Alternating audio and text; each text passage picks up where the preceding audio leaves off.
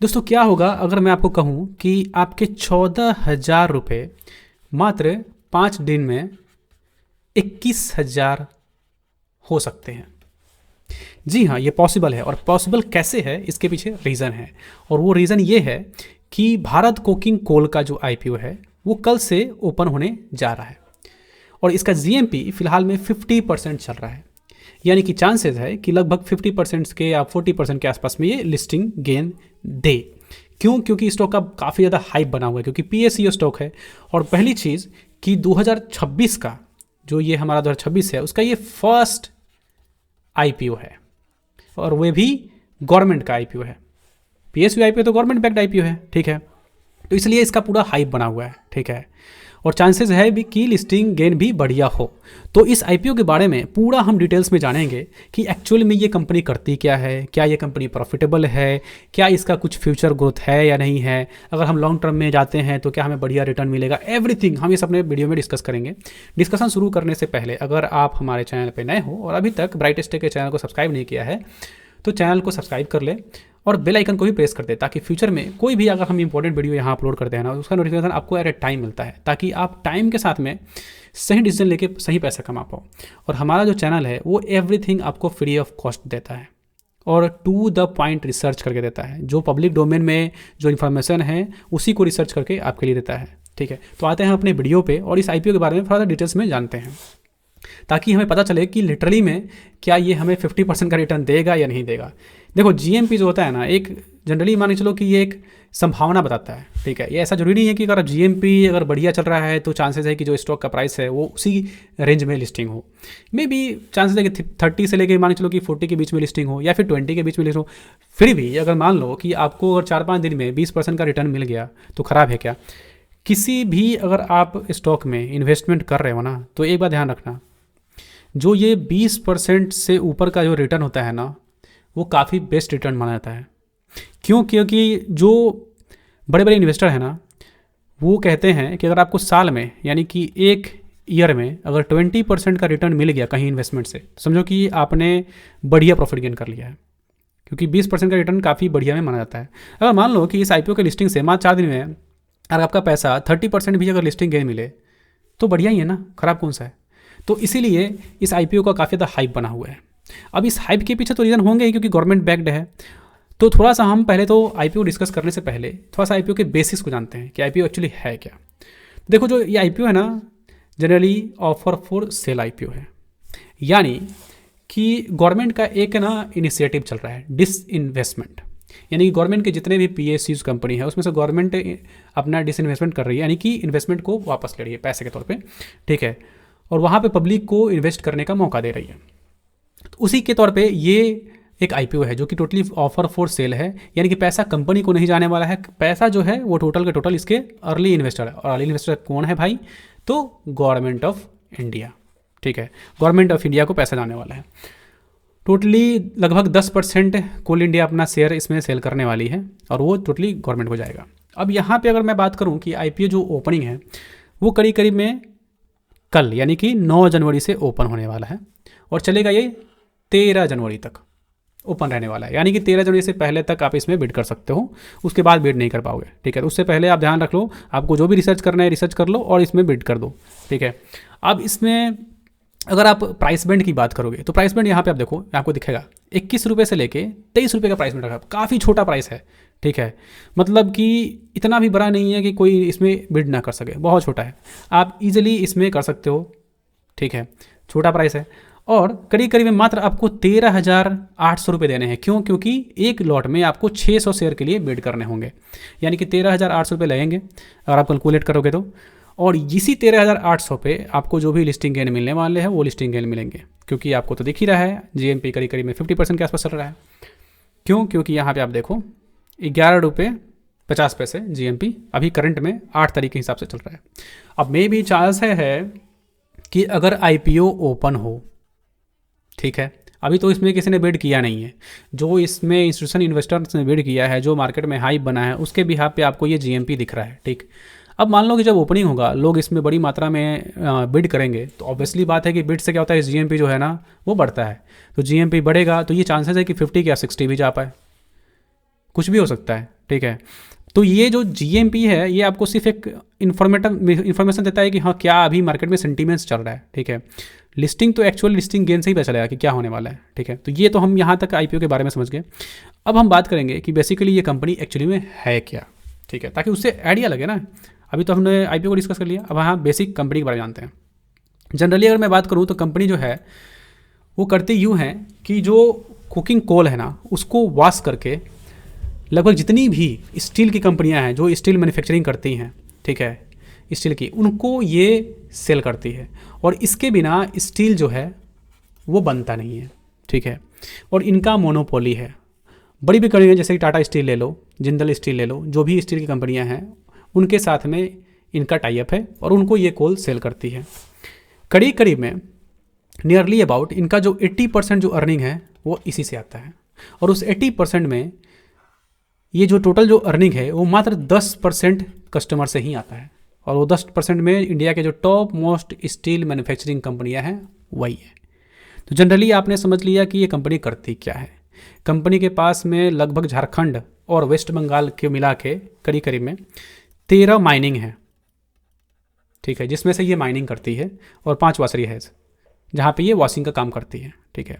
ये टोटल इनका वर्क है। ये बेसिक आपने इनका वर्क समझ लिया। अब थोड़ा सा हम नीचे आएंगे और आपको बताएंगे कंपनी का रेवेन्यू स्ट्रक्चर। क्योंकि देखो कंपनी का आपने वर्क जान लिया, कंपनी बढ़िया है, गवर्नमेंट बैक्ड है, जीएमपी पे अच्छा रहा है, बट कंपनी क्या प्रॉफिट जनरेट कर रही है? कोई भी कंपनी बिजनेस से चलती है। बिजनेस कैसे चलता है? फाइनेंशियल वर्क से।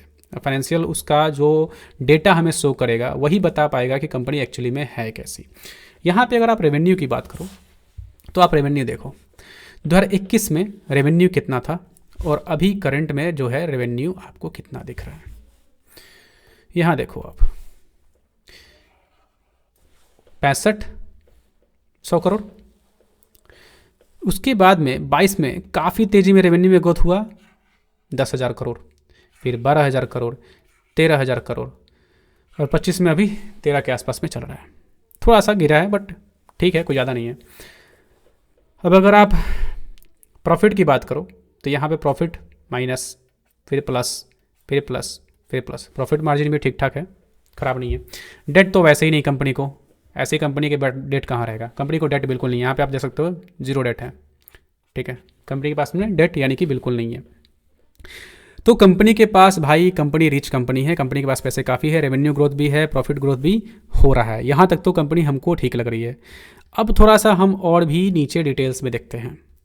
हाँ, ये यहाँ पे एक चीज़ आपको देखने वाली है, ध्यान देने वाली है कि कंपनी का जो कैश फ्लो है उसमें थोड़ा सा प्रॉब्लम ये है कि जो जितने भी इनके जो कस्टमर हैं ना, उनके पास से क्या होता है ना कि फंडिंग, जब आप सामान बेचते हो तो वहाँ से जो पैसा आता है उसमें आने में काफ़ी देरी हो जाती है, ठीक है। जिसकी वजह से क्या है ना कि इनको जो वर्किंग कैपिटल रिक्वायरमेंट है ना वो कई बार ज़्यादा होने लगता है और वो रिक्वायरमेंट फुलफिल नहीं हो पाता है, तो इनको कई बार लोन लेना पड़ जाता है, ठीक है। बट अभी फ़िलहाल में इनके पास में लोन है नहीं, तो इसलिए अभी तक तो कंपनी फाइनेंशियली बढ़िया नज़र आ रही है। थोड़ा सा हम नीचे और भी देखते हैं चीज़ों को, जिससे कि अगर पता चले कि हाँ कंपनी में क्या चीज़ें अच्छी हैं, क्या चीज़ें अच्छी नहीं हैं। तो यहाँ पे आप देखो कैश फ्लो, डेट है ही नहीं, बिल्कुल भी ठीक है। वर्किंग कैपिटल, हाँ थोड़ा सा डेटा यहाँ पे इंक्रीज़ हो रहा है ना। यहाँ पे देख रहे हो कैश कलेक्शन में दिक्कत है, क्योंकि पीएसयू कंपनी है और ज़्यादातर पीएसयू कंपनीज़ को ही ये कुकिंग कोल सेल करते हैं, तो वहाँ से पैसे निकलने में कई बार दिक्कतें होती हैं, आपको पता है। इसका मैंने ऑलरेडी आपको बता दिया, ठीक है। गवर्नमेंट तो बढ़िया है, गवर्नमेंट बैक्ड है, एवरीथिंग ठीक है यहाँ तक। कम्पिटिटिव मार्जिन, हाँ वैल्यूएशन की बात करें, थोड़ा सा वैल्यूएशन यहाँ पे देखना चाहिए हमको। अब वैल्यूएशन क्यों देखना चाहिए कि कंपनी का बिना वैल्यूएशन के तो हम भैया इन्वेस्टमेंट करते नहीं है ना। किसी भी कंपनी में अगर पी मान के चलो कि 30 के ऊपर है तो हम लोग बिड नहीं करते हैं। पी जो है अगर मान के चलो 30 से नीचे है तब हम उसमें इन्वेस्टमेंट के जाते हैं। अब यहाँ अगर आप पी की बात करो तो करीब में 12% के आसपास में कोल इंडिया पी पे चल रही है, ठीक है, 12x पे, ठीक। और अगर मैं इसकी बात करूं फिलहाल में तो 8 के आसपास में इनका जो है वो चल रहा है पी, ठीक है। तो अगर आप 8 पी करोगे तो ठीक ठाक है यार, कुछ ख़राब नहीं है। मतलब इसको लो बोल सकते हो, वेरी लो इसको बोल सकते हैं आप, वैल्यू इन्वेस्टिंग, ठीक है। तो यहाँ से भी अगर आप ओवरऑल चीज़ों को देखो तो कंपनी बढ़िया है इन्वेस्टमेंट के लिए, किसी भी तरीके से आपको यहाँ पे ख़राब नज़र नहीं आ रही है। थोड़े से रिस्क हैं, रिस्क को आपको जानना चाहिए। रिस्क ये है कि मान के चलो कि इंटरनेशनल मार्केट में कोल का जो प्राइस है वो अगर गिर गया, तो जो इंटरनेशनल मार्केट में कोल का जो प्राइस चल रहा है उसी कोल के प्राइस पे ना आपको सेल करना पड़ेगा।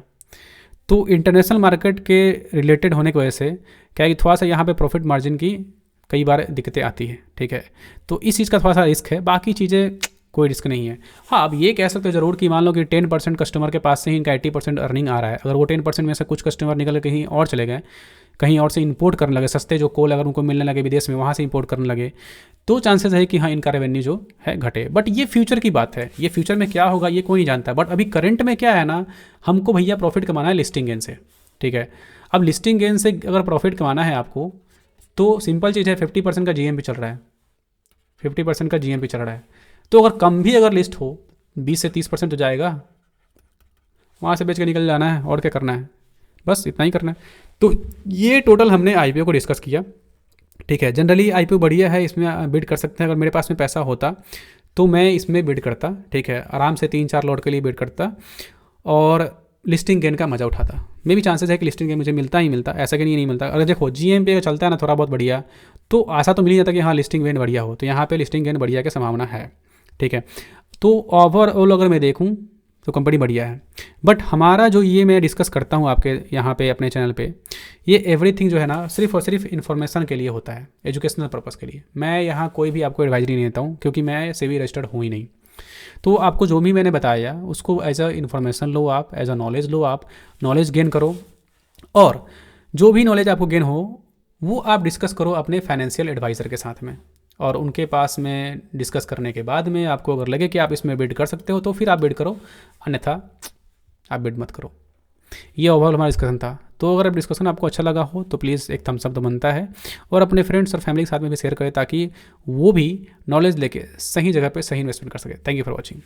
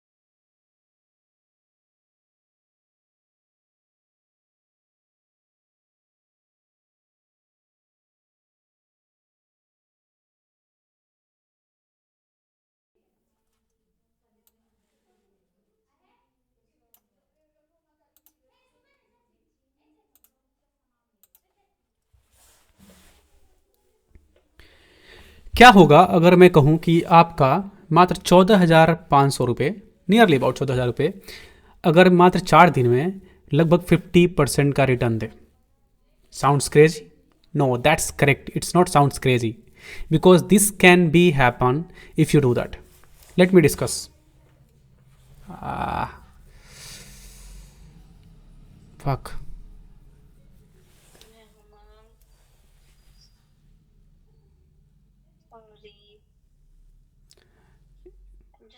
emotional because I'm so sad now. It's okay, baby. Listen, I'm here. Let me stop. Let me stop the recording. Wait here.